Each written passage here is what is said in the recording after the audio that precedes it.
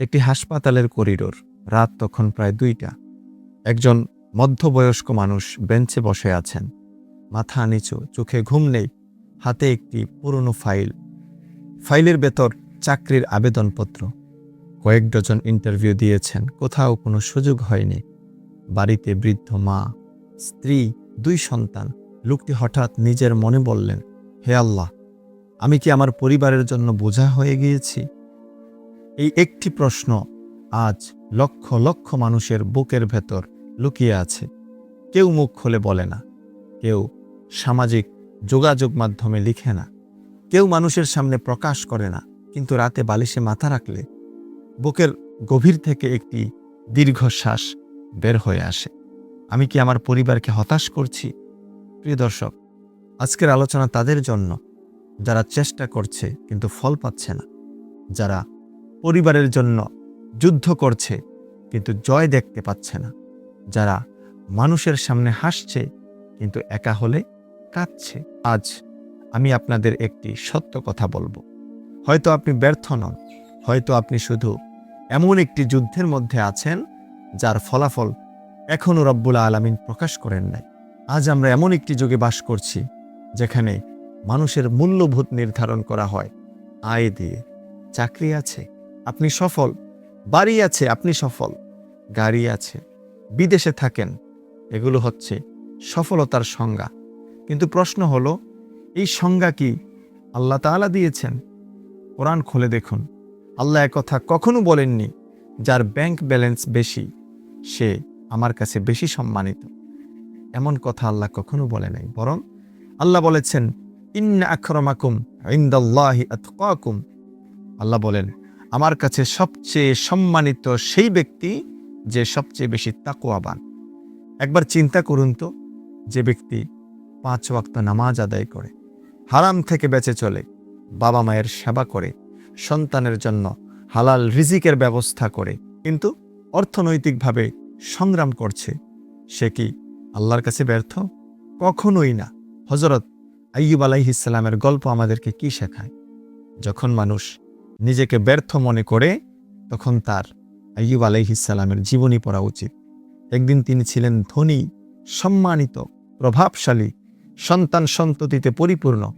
তারপর একের পর এক পরীক্ষা। সম্পদ চলে গেল, সন্তান চলে গেল, স্বাস্থ্য চলে গেল, মানুষ তাকে দূরে সরিয়ে দিল। ভাবুন, আজ যদি এমন ঘটনা আমাদের সাথে ঘটত, আমরা হয়তো বলতাম আমার জীবনটা শেষ হয়ে গিয়েছে। কিন্তু আইয়ুব আলাইহিস সালাম এটা কখনো বলেন নাই। তিনি বলেন নাই আমি শেষ, বরং তিনি আল্লাহর দিকে ফিরে গেলেন। তিনি বললেন, আন্নী মাসানিয়াদ দুররু ওয়া আনতা আরহামুর রাহিমিন। হে আমার রব, কষ্ট আমাকে স্পর্শ করেছে, আর আপনি তো সকল দয়ালুর চেয়েও দয়ালু। সুবহানাল্লাহ। দেখুন, কোনো অভিযোগ নাই, কোনো হতাশা নেই, আছে শুধু বিনয়। আর এই কারণেই আল্লাহ তাআলা তাকে এমন সম্মান দিয়েছেন যা কিয়ামত পর্যন্ত স্মরণ করা হবে।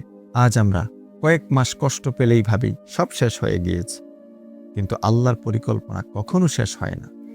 আল্লামা রুমি রহমতুল্লাহ আলাই বলতেন, বীজ যদি মাটির নিচে চাপা পড়ে, মানুষ ভাবে এটা শেষ হয়ে গিয়েছে, অথচ প্রকৃতি জানে এটি এখন গাছ হওয়ার প্রস্তুতি নিচ্ছে।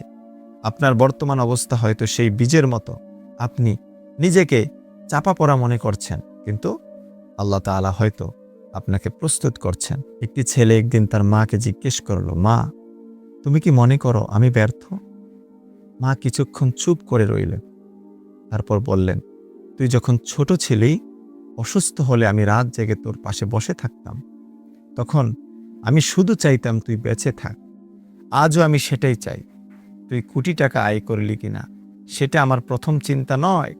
আমি চাই শুধু তুই ভালো মানুষ হ, ভালো থাক। প্রিয় ভাই বোনেরা, আপনি হয়তো ভাবছেন আপনার পরিবার শুধু আপনার আয় দেখে। সব পরিবার এমন নয়।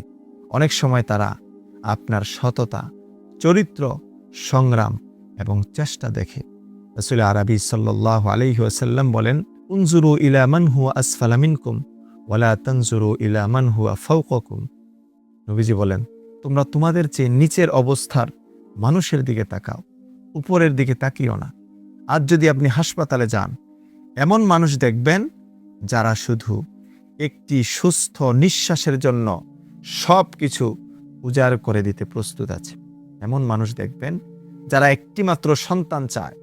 এমন মানুষ দেখবেন যারা একটি চাকরি নয়, একটি খাবারের জন্য সংগ্রাম করছেন। তখন বুঝবেন আপনি সম্পূর্ণ নিঃস্ব নন। সম্মানিত দর্শকবৃন্দ, একটি বইয়ের মাঝখানের পৃষ্ঠা পড়ে পুরো গল্পের বিচার করা যায় না। আপনার জীবনও তেমন। হয়তো আপনি এখন গল্পের কঠিন অধ্যায়ে আছেন, হয়তো এখনো ক্লাইম্যাক্স আসেনি, হয়তো এখনো আল্লাহ আপনার জন্য এমন দরজা খুলবেন যা আপনি কল্পনাও করতে পারেন না। তাই আজ যদি আপনার মনে হয় আমি পরিবারকে হতাশ করছি, তাহলে নিজেকে একটা কথা বলুন, আমি এখনো চেষ্টা করছি। আর যে মানুষ আল্লাহর উপর ভরসা রেখে চেষ্টা করে, তার গল্প কখনো ব্যর্থ গল্প হয়ে থাকে না। আল্লাহ তাআলা বলেন, ফাইন্নামা আল উসরি ইউসরা, ইন্নামা আল উসরি ইউসরা। নিশ্চয়ই কষ্টের সাথে রয়েছে স্বস্তি, নিশ্চয়ই কষ্টের সাথে রয়েছে স্বস্তি। হয়তো সেই স্বস্তি আপনার দরজায় করা নাড়ছে।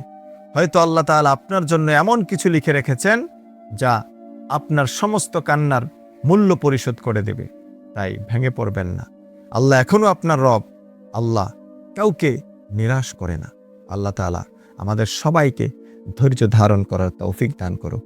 আল্লাহুম্মা আমিন।